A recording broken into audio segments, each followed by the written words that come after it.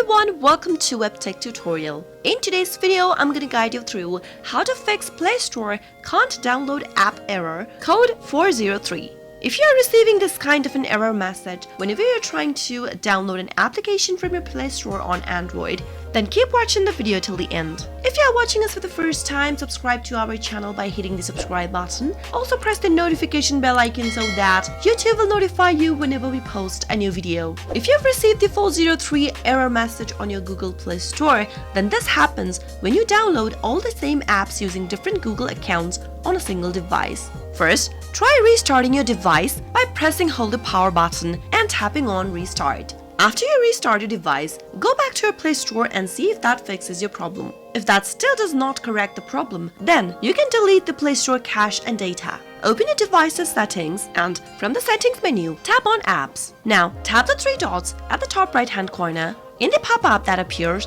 tap on show system apps. This will display all of the pre-installed apps. Find and tap Google Play Store from the list. Once you find it, give it a tap and now tap on the storage under app info. Tap on clear cache at the bottom right corner. Now tap on clear data at the bottom left. In the pop-up, select OK. Now you can go back and restart the device and check for the problem to be solved. Another thing you can do is to check if you are connected to a strong internet. Try switching between cellular data and Wi-Fi and go back to your Play Store in order to see the problem fixed. That is how you'll be able to fix the problem whenever you're not being able to download any kind of an application on your Play Store and it is showing you the app error code 403. I hope the tutorial was helpful to you. If it was, go ahead and give us a thumbs up.